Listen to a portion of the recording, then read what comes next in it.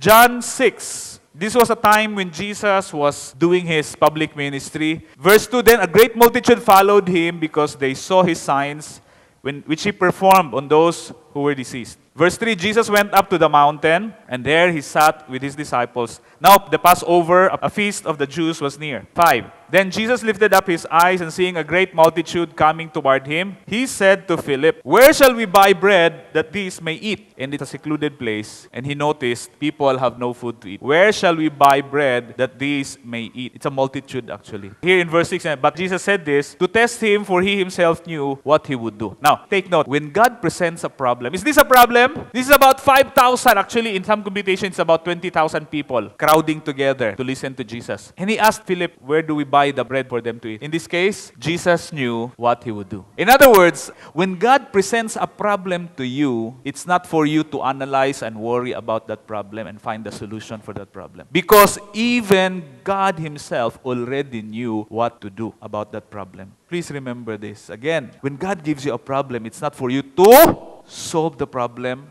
carry the burden of the problem, and find the solution. Because understand, God knows what he would do. In other words, when God presents you a problem, it's a setup. You have a problem with your body, probably you feel sick, you feel weak. God is setting you up for a miracle of healing. When you have a problem with your finances, you need to buy something or somebody comes to you for help, it's an opportunity. God is setting you up for a miracle. He is using you. And that's what's happening right now. Verse 7. Philip answered him, the typical response of a human being. 200 denarii worth of bread is not sufficient for them, and that every one of them may have a little. 1 denarius is equivalent to 1 day of laborer's salary. Times 200. 5,000 men plus women and children. This is about 20,000. Verse 8. One of his disciples, Andrew, Simon Peter's brother, said to him, there's a lad here who has 5 barley loaves and 2 small fish, but what are they among so many? But I don't want you to focus on the 5 loaves and 2 fish.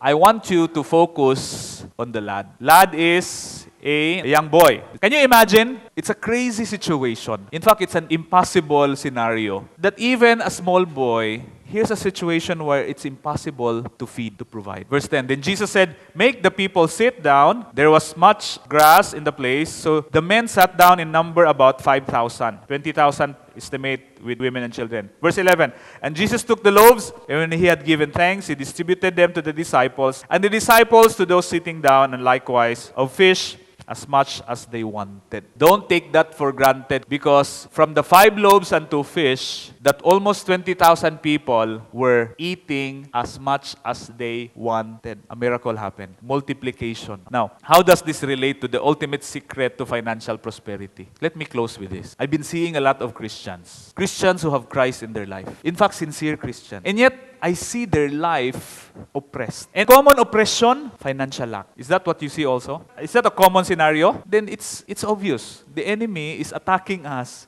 especially in that area, especially Christians. The Philippines has been declared the only Christian country in Asia. Although some other countries like Singapore, Korea are increasing in number in terms of Christians. But the Philippines, practically, majority are Christians. And yet, poor country. Bedeviled with corruption and criminality. But thanks be to God. God is so good. Change is coming. Amen? Why? Because grace is already reigning in this country. So what's my point? I've seen people getting oppressed, especially in their finances. So my hope and my prayer is that that will never happen again in this church. That every one of us here will never again suffer financial lack. Let no one here in this church experience again financial lack. Say amen to that. So when they were filled, in verse 12, he said to his disciples, gather up the fragments that remain so that nothing is lost. 13, therefore they gathered them up, filled 12 baskets with the fragments of the 5 barley loaves which were left over by those who had eaten. I'm focusing on the lad because we are like the lad. Although actually we're like the multitude. We come, we listen to Christ. So, 2 personalities. First, the multitude was so well fed with the spiritual word. But you know what? God is a practical God. He will not only fill you in your spirit, He will also fill you, feed you in your physical. So what happened here? Because these people came and listened to Christ, what happened? They were able to eat the multiplication. So not only witness the miracle, but participate in the miracle, as in really eat as much as they wanted. As we listen to Jesus Christ and His Word, we are fed spiritually and we also experience physical, real blessing. But that's the multitude. The standout personality is the lad. What could go in your mind? Here are people, they don't have food. For the whole day, they've been with Jesus. And here's a young boy giving his food to Andrew. It's a normal thing to feel awkward. The only thing you have, or even the little that you have, you give away. But I hope, starting today, you will have a change of mindset. Look at this. When the boy gave his 5 loaves and 2 fish, number one, God never shortchanged him. The amazing thing is, when he was willing to give up the little that he had, that little in God's hand, in Jesus' hand, was actually more than enough.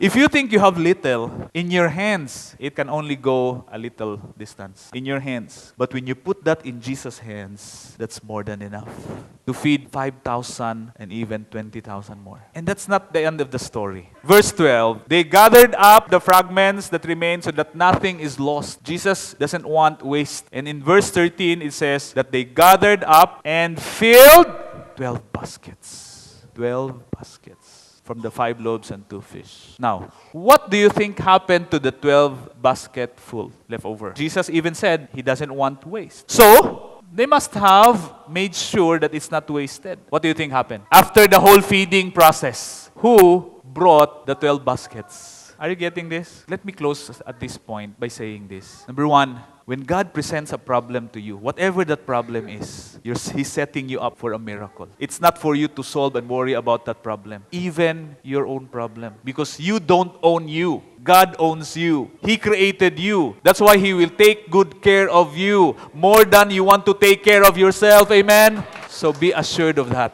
Do not act like you're God or you're the hero of your life. You are not. How about my children? How about my loved ones? Much, much more. Don't worry about your family, your loved ones, your spouse, your kids, your parents, siblings. Don't worry about them. Why? Because God takes care of them more than you care for them. Amen? So all you need to do is reinforce. Knowing that, Lord, if here's a problem with my loved one, I know you're setting me up for a miracle. I know a miracle is about to happen, and it's going to happen through me. And that's the more exciting part. You're not happy because that loved one has a problem. You're happy and excited because you know there's going to be a miracle, and you know it's going to be another confirmation of the goodness of your God in your life. And so that's why I hope you start saying this. We say, challenges are bread for us. I'm excited when there's a problem that comes along my way because I know it's a setup for a miracle. Secondly, everything starts with little. Come on. You started little. You started like a baby, but you grow. But in the process of growing, what happened? You give and take. You give and take. You give and take. When you were a baby, you had to give an aura of cute. So that you give out this aura of cuteness, people get attracted to you, they will want to care for you. What am I saying? It's always a process of giving before the taking. God Himself, from the very beginning,